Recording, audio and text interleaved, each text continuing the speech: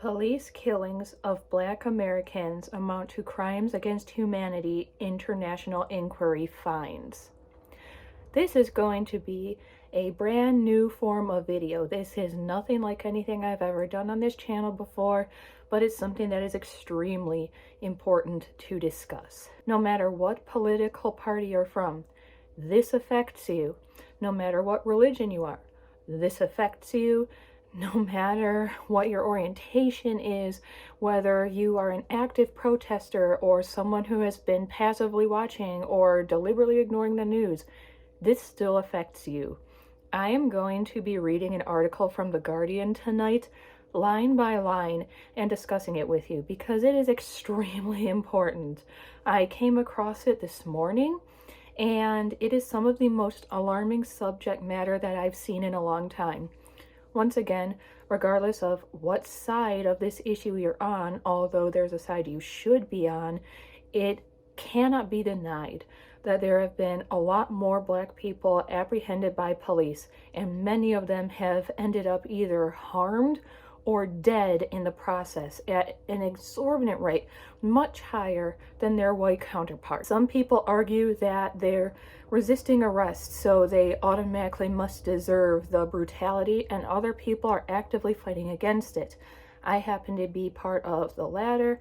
I have been doing everything in my power to try to help spread awareness on Twitter and on TikTok so that people understand how bad this issue is. And the reason this article is such a big deal to me tonight is because this isn't just an American problem. America is not the greatest nation on earth. Things like this prove that. If anything, America is a third world nation that doesn't want to admit that it's a third world nation at this point. We have pull. Because of the size of this nation, the amount of money we have, and the amount of power we have, we influence the rest of the world. You cannot deny that. It is an absolute fact. Look at what happened after Trump was elected president. Then other countries ended up having an elected official or appointed official who was extremely similar to him because they liked the way things were going here. Likewise, as our police brutality went up, so did it in other countries. Germany's having a rise. The UK has had a rise. Canada is having a rise. We impact what other nations do or do not do. And now, if you've been trying to claim that isn't true, you can't anymore, because other countries are noticing how bad the police brutality issue is. Other countries are taking notice in a way that they are seeing us as a danger to our own people. So let's get into this article. Again, this is from The Guardian. In devastating report, human rights experts call on International Criminal Court prosecutor to open an immediate investigation. The systematic killing and maiming of unarmed African Americans by police amount to crimes against humanity that should be investigated and prosecuted under international law. An inquiry into U.S. police brutality by leading human rights lawyers from around the globe has found. Right there already. Around the globe. Several different human rights lawyers from various different countries have taken notice of what is happening here, and they are so horrified by it, they're opening an international investigation. That is not something you want to be famous for. A week after the former Minneapolis police officer Derek Chauvin was convicted of murder in George Floyd's death, the unabated epidemic of police killings of Black men and women in the U.S. has now attracted scorching international attention. In a devastating report running to 188 pages, human rights experts from 11 countries hold the U.S. accountable for what they say is a long history of violations of international law that rise in some cases to the level of crimes against humanity. That small paragraph, if you didn't fully grasp what they were getting at, is officials from 11 countries have found that what our officials, our policemen, the people who have been tasked to take care of us and keep us safe are doing amounts to crimes against humanity. That is not something that you hear about the United States every day. That is something you do hear about places like North Korea, where they're run under a dictatorship, and if you say anything against their leader, you end up in a concentration camp. That is not something that a country as large and powerful and rich as the United States should be convicted of or even thought of. That is disgusting. And not only did they say that, these 11 different countries said that they see that it's been a long time. They're not saying this is new or like, hey, we should look into this because they recently started doing this. They said we have a long history of it. They've been noticing that for basically since this country was formed. I use air quotes because it wasn't always the United States. It was various different territories that belonged to Native Americans. And it was stolen. And the way it was stolen was on the backs of slave labor. There is nothing great about American history, and there's very little that is great about us right now. They point to what they call police murders, as well as severe deprivation of physical liberty, torture, persecution, and other inhuman acts as systematic attacks on the Black community that meet the definitions of such crimes. Again, that's horrifying. They also call on the prosecutor of the International Criminal Court, or the ICC, in The Hague, sorry if I say that incorrectly, The Hague, to open an immediate investigation with a view to prosecutions. Quote, "The finding of crimes against humanity was not given lightly. We included it in a very clear mind," Hina Gilani, one of the 12 commissioners who led the inquiry, told The Guardian. "We examined all the facts and concluded that there are situations in the U.S. that beg the urgent scrutiny of the ICC. Among its other findings, the Commission accuses the U.S. of violating its international human rights obligations, both in terms of laws governing policing and in the practices of law enforcement officers, including traffic stops, targeting Black people, and race-based stop and frisk. Tolerating an alarming national pattern of disproportionate use of deadly force, not only by firearms, but also by tasers against Black people. Operating a culture of impunity in which police officers are rarely held accountable while their homicidal actions are dismissed as those of just a few bad apples." So they've been truly paying attention. What they just said, what they just accused the U.S. of, is not something that they just got from watching a few episodes of the news. It's not something they got from some Facebook posts, and it's not something that they just got from a few different social media blasts or even watching live streams of protests. This means that for years they have been paying close attention to the court proceedings, and they've taken notice of the fact that not only are there enormous amounts of Black men being tortured and killed by police officers, but they've also taken notice of the fact that when those police officers go to court, they are let off scot-free or with a slap on the wrist. And even though it is clearly a law enforcement problem, they're refusing to call it such, and instead they've been trying to say, oh, it's only a few bad cops, you can't hold all of them accountable. They've taken notice of that. When people in the United States who are protesting say that they demand police reform and that they demand defunding the police, 12 different officials in 11 countries are saying the same thing. The commissioner is also charged that African Americans are frequently subjected to torture at the hands of police. They assert that the use of chokeholds and other violent restraints during arrests are tantamount to torture, also a crime against humanity under international law. So they're also saying that they've noticed that the methods they've used to arrest and detain Black men in this country is what they would consider torture in any other country, that they have seen no reason for these men to be treated the way they have, and some women and children even. But they're saying that from what they have witnessed on the body cam footages and cell phone videos and everything about these arrests, is that nobody should have been arrested in that way in the first place. That it's torture by their definitions. 11 countries have called the way they're detaining people torture. That isn't just one person's opinion. They're calling it a crime against humanity for a reason. This is something people need to take seriously. The report arose directly out of the foment that swept the country in the wake of Floyd's murder last May. As protests erupted across the nation and around the world, the families of Floyd and other Black people killed by police in recent years petitioned the UN to set up an official inquiry into the shootings. This all could have easily been avoided if we had actually held all police accountable, if we had defunded the police, if we had actually arrested them and charged them with murder, which is what they did, if we had actually deconstructed the way the cops operate and basically made them into a bunch of personal investigators, which is essentially what they should have been this entire time, there wouldn't have been this issue.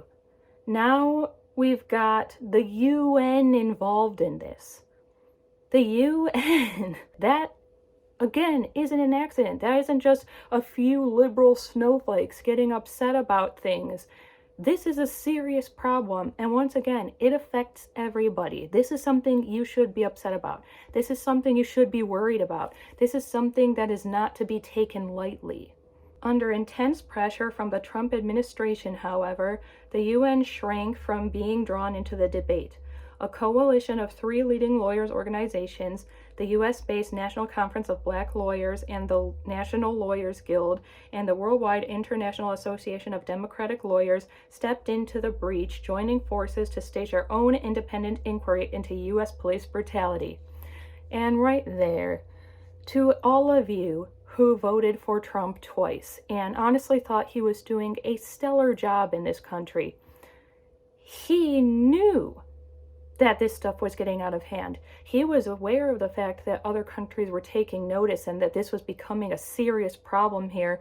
And his answer, when the UN wanted to step in and do something about it, since he wasn't, was to tell them to go away, to the extent that private organizations had to step in and do what the UN needed to be doing.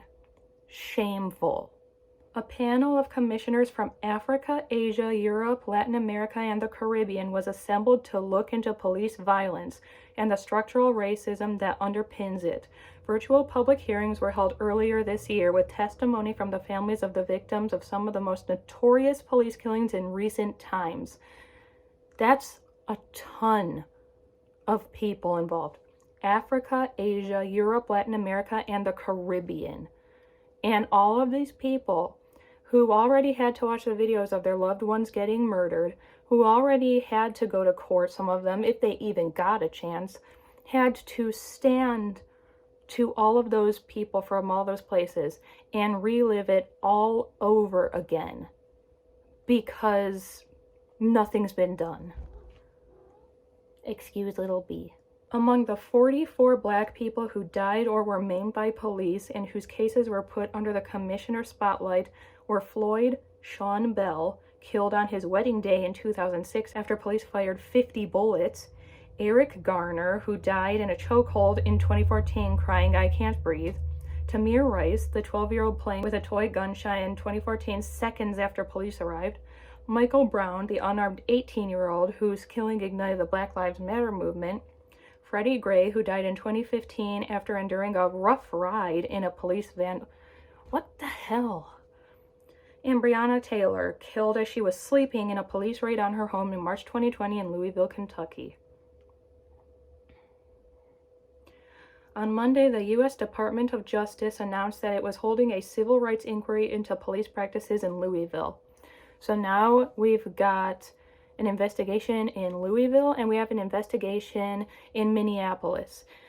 Again, this isn't we're investigating one cop in Louisville. This isn't we're investigating one bad apple in Minneapolis. This is these two police departments have been found to have a habit, a history of doing these things. That's disgusting. How did that go on for so long? How was that allowed to go on for so long to the extent that entire forces are under investigation right now? Disgusting. Jelani told The Guardian that as a native of Pakistan who has participated in many UN investigations probing human rights abuses, she is familiar with accounts of extreme brutality by law enforcement. Quote, "But even I found the testimonies we heard from the U.S. extremely distressing. I was taken aback that this country, which claims to be a global champion of human rights, itself fails to comply with international law." What she said there is so profoundly important, not just for this, but even for issues on a smaller scale in the United States right now. For example, my partner next month is going to be speaking at a summit for normalizing LGBTQ people in the comics industry. And a lot of people were kind of like, well, why is that kind of important? You know, they're just like, well, they exist on TV and stuff. Just like you can say, well, there's black characters on TV, but people are so used to black characters, Asian characters, gay characters, trans characters being abused and killed on screen that it's become the normal thing to do. It's become, well, if you have one of those characters, something terrible just happens. They're basically punished for being who they are. That is a problem because media does, in fact, impact real life. It influences real life. So when people see that as a normal part of life, they don't see a problem with these things happening. One of the biggest arguments I hear against Black Lives Matter and police brutality is, well, they were getting arrested, so they did something wrong. No one is saying that someone necessarily didn't need to get arrested. Some of them weren't doing anything wrong, and some of them were doing something illegal. But even if they were doing something illegal, even if they deserved legally to be arrested, it's the method used to arrest them. Why can't you just cuff the person and put them in your van? Why can't you just tase them? People were trying to claim that the most recent one with the, I believe, 16-year-old, that she deserved to die because she came at people with a knife. And whether you want to believe that was self-defense or not, taking that argument completely out of this picture, the same week there was a video released from police body cam footage of a white male who had been standing there as he was supposed to, and when he realized he was being arrested, he stabbed an officer in the neck. The other officer, I think it may have been the officer, don't quote me on that, but one of the officers pursued this white male. He had his gun in his hand while he was running and then consciously switched, put that away, got his taser instead, and tased him on the ground. Once he was on the ground, he cuffed him and put him in the van. It can be done if you want it to be done. That is what the problem is here. She added that as she listened to relatives of police shooting victims relate their stories, it became clear that this was no longer an account of individual trauma. It was an account of trauma inflicted on a whole section of the U.S. population. Exactly. I have friends here who are scared to leave their homes because they think that if they just go to pump gas, a cop will find a reason to arrest and kill them. That is disgusting and shameful. It's like the 20th time I've said that in this video, but it's true. You shouldn't have an entire population of the United States, this great nation people claim it is, being afraid to pump gas. The Commission's report puts the human impact of systemic discrimination against African Americans in stark terms. It says that the U.S. is operating two systems of law. One is for white people and another for people of African descent, it said. Exactly. In the course of the public hearings held in January and February, relatives gave more personal impression of what such trauma entails. Nicole Poultry Bell, the wife of Sean Bell, testified, "Imagine living in a world where you must explain to your children that their father, an unarmed bridegroom, on the morning of his wedding can be justifiably killed in a hail of 50 police bullets." One of the most visceral accounts was given by Dominique Archibald, the mother of Nathaniel Pickett, who was gunned down by a police officer in 2018 for doing nothing other than walking unarmed across the street. In her testimony, Archibald began by explaining that Nate was her only child. "When Nate was killed, every hope and dream in my head was destroyed. taken and relegated to a statistic. Dominic Archibald, mother of Nathaniel Pickett. He was my legacy, my faith in the present moment, and my hope for the future. Can I ever put this impact into words? Would anyone ever understand? She said. Answering her own question, she went on, the answer is no. Nate was my perfect gift from God. When he was killed, every hope and dream in my head was destroyed, taken, and relegated to a statistic. The report gives its own searing figures. Unarmed black people are almost 4 times as likely as their white equivalents to be killed by police. Since 2005, about 15,000 people have been killed by law enforcement, a rate of about 1,000 every year. During that same period, only 104 police officers have been charged with murder or manslaughter in relation to the incidents, and of those, only 35 were convicted of any crime. And there so ends the article. I want you to think about that. The unarmed black people are almost 4 times as likely as their white equivalents to be killed by police. Again, that's not pulled from nowhere. That statistic came from years worth of people, lawyers, human rights lawyers from 11 different countries talking to the UN about this problem. This is dangerous for everyone, especially black people in America. That is not made up. There is no way to say, oh, they're just making it up, or they're just exaggerating, or everyone deserved this. No. Not when 11 different countries come out with true statistics about how bad this problem has become.